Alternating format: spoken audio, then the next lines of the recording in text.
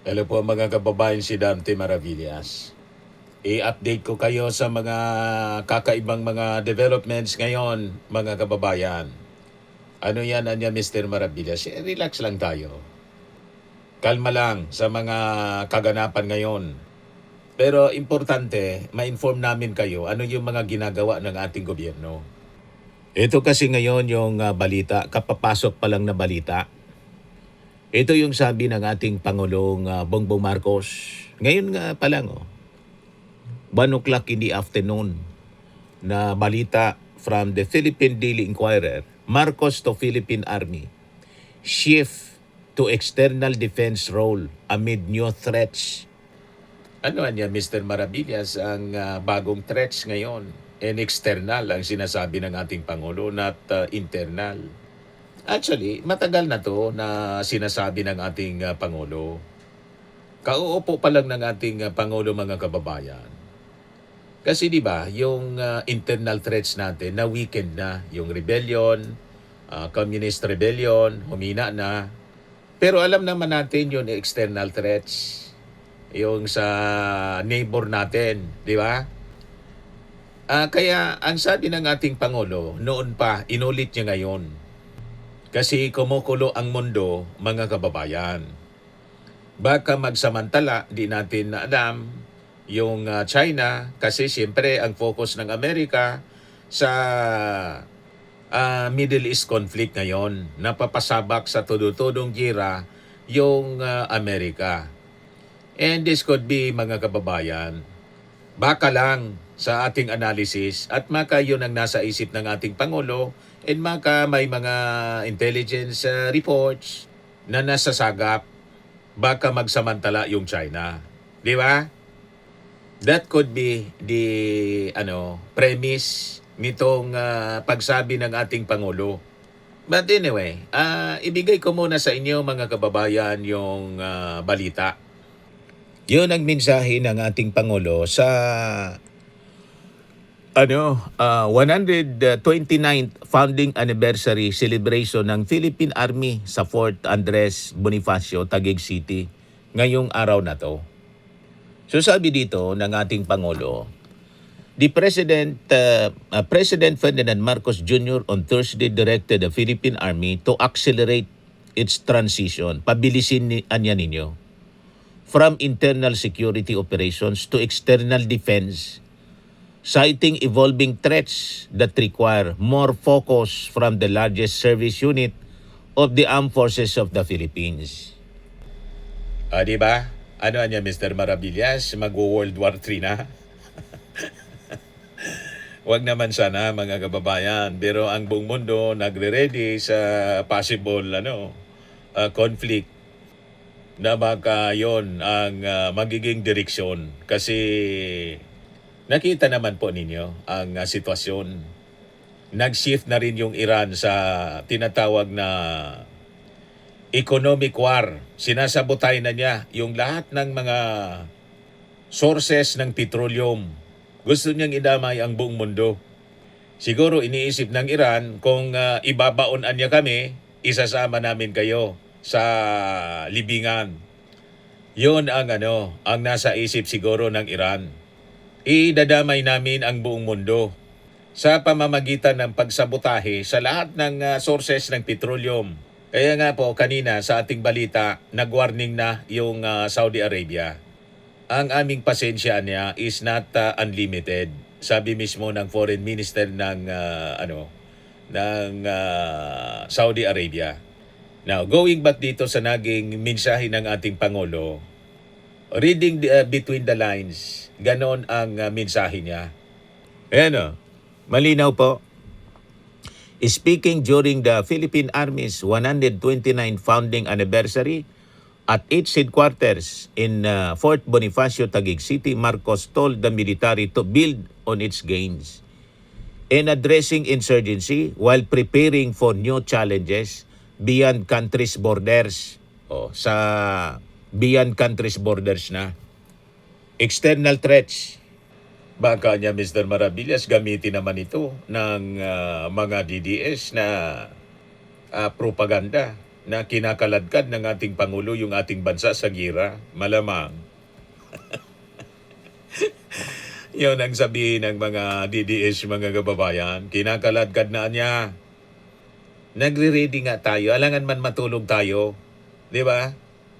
Kailangan mag-ready tayo sa external threats kasi ito yung evolving threats ngayon. Pinagpapahanda, prepare for war, sabi sa Bible, mga kababayan. Sabi po sa Joel, chapter 3, verse 9. Proclaim this among the nations. Prepare for war. Yan po. Proclaim ye this among the Gentiles. Prepare for war. Wake up the mighty men. Let all the men of war draw near. Let them come up. Wala tayo to pong ligtas. Madadamay talaga. Buong mundo, mga kababayan, madadamay. Gentiles. Ang ibig sabihin ng Gentiles po, tayong mga non-Jew, Americans, Japanese, Chinese, basta non-Jew, ang tawag dyan, Gentiles. Pagkalinaw, mga kababayan. Kaya tama itong ginagawa ng ating Pangulo. Sinasabihan niya yung armed forces, yung Philippine Army lalo na. Sabi ng ating Pangulo, the demands of our time call for a force that is agile, effective, and prepared to safeguard our nations across new and evolving domains. From our maritime frontiers, malinaw na sa West Philippine Sea, to the digital space, sabi ng ating Pangulo. To meet this challenge, sabi niya, this administration remains steadfast in modernizing the armed forces of the Philippines while advancing meaningful peace-building initiatives at the grassroots. These are anchored in dialogue, trust, and shared vision of inclusive progress. Marcos approved a 50 billion budget for the revised Armed Forces Modernization Program, lumped in unprogrammed appropriations of the 2026 national budget. The Department of National Defense, however, has asked Congress to shift the current modernization program of the military from a fixed 15-year implementation period to a continuous capability-based framework that will allow financing flexibility and ease requirements for long-term loans, among others. Marcos said the government was strengthening the Philippine Army's role in external defense from the comprehensive archipelagic defense concept, which enables it to perform external security operations while gradually scaling down its role in internal security. He also cited the annual Combined Arms Training Exercise Katihan to test and to refine the Philippine Army's land defense concept. Through the integration of infantry, armor, and artillery, we enhance rapid deployment and reinforce maritime defense, sabi ng Presidente. We also invest in capacity building through interagency exercises among the armed forces, the PNP, Philippine Coast Guard, and this we have been doing since 2025. These efforts deepen coordination and readiness across all our institutions. We really have to prepare for war, mga kababayan. Kasi, paano? Hindi pwedeng matulog lang tayo, mga kababayan. We have to defend our country, our Filipino people, our sovereignty. Baka magsamantala po yung China. Di ba? Kasi, yung ating kaibigan, yung Amerika, mga kababayan, nakatuon yung atensyon sa gira sa Middle East. O ngayon, going back sa ating mga ginagawa ng ating gobyerno sa isyu ng krisis sa petroleum, dahil sa gira po sa Middle East, ito yung latest na pahayag ng ating Pangulo. Ayan o. Because of the oil crisis that is happening, and the problema is that because of the war in the East. So we're trying to find different methods para makapagbigay ng subsidy, para makapagbigay ng tulong. The problem is masyado na malikot ang presyo ng langis, hindi natin ma-anticipate. So, we are still adjusting right now. But I think so far, kahit pa paano, we will be able to soften the blow. Ika nga. Basta we want to keep as much as possible. Kung mag-alala ang tao, we are securing the supplies of oil, we are securing the supplies of food, and so far, sapat naman ang ating mga supply, ang ating mga naka-stack na sa langis at saka sa pagkain. Kaya yung langis, wala tayong magagawa dyan. Pero at least yung supply ay tinitiyak natin magkakaroon. So kahit na may stock tayo, patuloy ang maghanap ng Pilipinas. Dahil kumukuha talaga tayo sa Middle East. So naghahanap tayo ng alternative sources ng langis. And so, but sa halimbawa sa fertilizer, yun na lang, petroleum product na yun. Hindi problema yun dahil yung pinagkukuhanan natin na kapag nangako naman sa atin, itutuloy nila yung kanilang mga kontrata. So we are adjusting well, and we want ang talagang goal namin dito is to keep yung hanap buhay ng tao, meron sila pa rin hanap buhay. And the only way to do that is kung hindi natin, halimbawa, yung mga transport workers, kahit na hindi itataas ang fare sa ngayon, deferred lang muna yung fare hike, dadagdagan naman natin ang tulong sa kanila para hindi naman sila malugi. Lalo na parating ang Holy Week, marami nang natin napakaraming pagbiyahe para hindi mabawasan ang biyahe. So yun ang mga ginagawa ng gobyerno.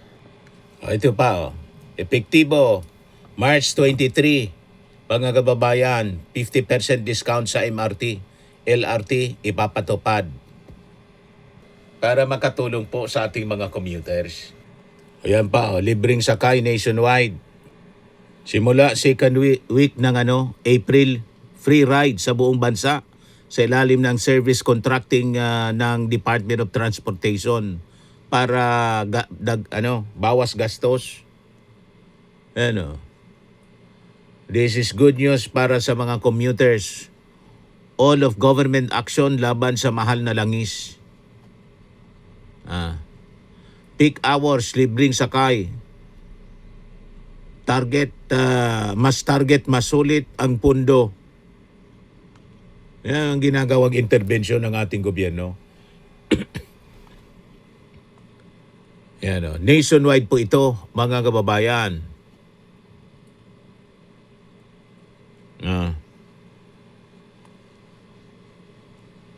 Libreng sakay, 3 months libreng sakay. At posibleng mas sumaba pa. Programa po ito ng DOTR. Buong Pilipinas. Luzon, Visayas, Mindanao, mga kababayan. Di ba? May ginagawa pong intervention yung ating gobyerno. Kaya makinig kayo po sa mga announcement namin, hindi yon sa mga DDS influencers at saka kay Sara Duterte. Puro fake news ang nalalaman noon. Di ba? So ngayon, bakit po pinasuspinde ng ating Pangulo yung fare hike? Kasi po ang magkikinabang po ng suspension ng fare hike. Kasi tinutulungan naman yung mga jeepney drivers, may ayuda sila.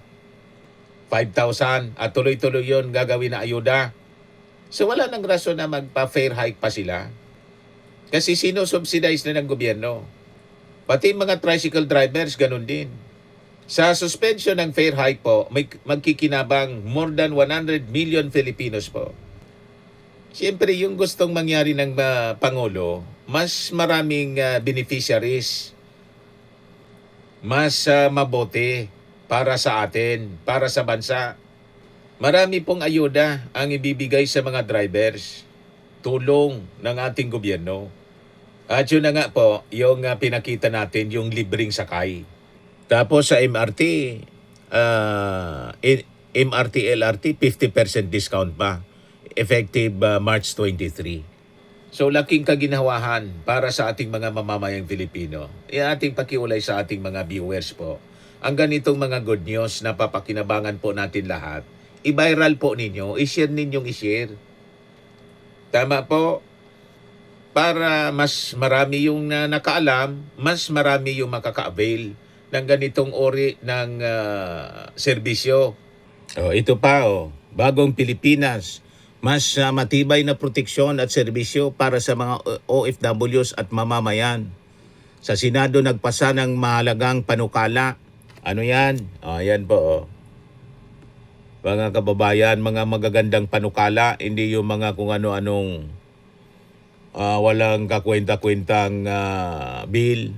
Inaprubahan sa Senado ang ilang panukalang batas na naglalayong protektahan ang OFWs, palakasin ang law enforcement, accountability, at suportahan ang edukasyon at mga veterano. O yan o. Di ba? Mga kababayan napakagandang mga panukala. Regulasyon sa remittance fees. Ano pa? Ito, transparency sa padala ng mga OFWs. Inoobliga ang mga financial institutions na ipakita ang eksaktong halaga ng padala sa piso at bawal ang anumang hindi otorisadong kaltas. Proteksyon sa pinaghirapang kita ng OFWs. Yan. Financial education para sa mga OFWs. Naprobahan sa Senado po. Mandatory financial literacy program para hindi masayang yung kanilang mga sahod. Hindi mawaldas. Pag-iwas sa scam at pang-abuso. Suporta sa kabuuang kapakanan ng mga OFWs. Di ba? Yan po. Mga kapaki-pakinabang na legislation po, hindi yung puro kontrobersya. Puro issue sa korupsyon, mga kababayan. Wala man paginabang tayo, masakit lang sa ulo. Di ba? Yung mga kapaki-pakinabang na mga balita, hindi na napapansin. Puro na lang kontrobersya at intriga. Kaya sabi ko, i-balance natin ang presentation natin ng mga balita kasi puro na lang sakit sa ulo. Parang wala nang nangyayaring maganda sa ating gobyerno. Yan, napakarami pong magagandang na nangyayari sa ating gobyerno. At yung ating Pangulo nga, galing dun sa sa Bataan. Nasa Bataan yung ating Pangulo. Ininspeksyon ni Pangulong Bongbong Marcos ang 2 bagong fabricated classroom sa Maribeles National High School. Alasasin Annex sa Bataan ngayong araw. Layo ng pagtatayo ng modular classrooms na matugunan ang mga kakulangan ng classroom sa bansa. So, lahat inaasikaso ng ating Pangulo. Hindi lang yung itong krisis natin. Kasi kasama pa rin yung mga regular functions niya. Yung promotion ng mga teacher sa Cebu, nandun siya. Nakita ninyo? Siksik masyado ang schedule ng ating Pangulo sa pagsasaayos po sa ating bansa. Hindi po siya nagpapahinga. Pinagkakaguluhan siya ng mga tao po. Yan, iyawan yung mga estudyante. Di ba? Rockstar yung ating Pangulo. Ihiyawan sila. Si Sara niya, Mr. Maravillas, nandun sa Davao.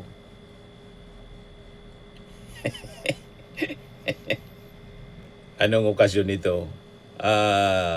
Isang karangalan para sa akin na personal na nakadalo sa maigawad ang pagkilalang parangal sa natatanging Davaoenyo sa naginanap sa Dato Bago Awards Conferment.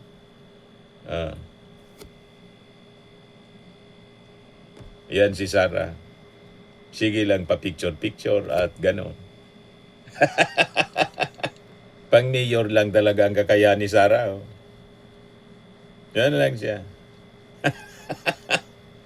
Pagkatapos, may gana siya, may lakas ng loob na hanapan ng trabaho. Marami anyang kakulangan si PBBM, si BBM. Siya wala man pong contribution sa Pilipinas. Puro lang puna, mga kababayan. But anyway, alam naman natin kung sino yung nagtatrabaho. Okay po? Kaya nga yung mga pasurvey po, walang maniwala sa ating mga mamamayan. Sila-sila lang ang naniniwala doon sa Pulse Asia na yung performance and trust rating mataas si Sara kaysa sa ating Pangulo. Tama po? Puro kapikian po ang alam. Anyway, palibasaan niya Mr. Maravillas, false Asia. Yun nga po. Ayan man lang po yung ating mga balita ngayon. Ako po si Dante Maravillas. Bye-bye. God bless.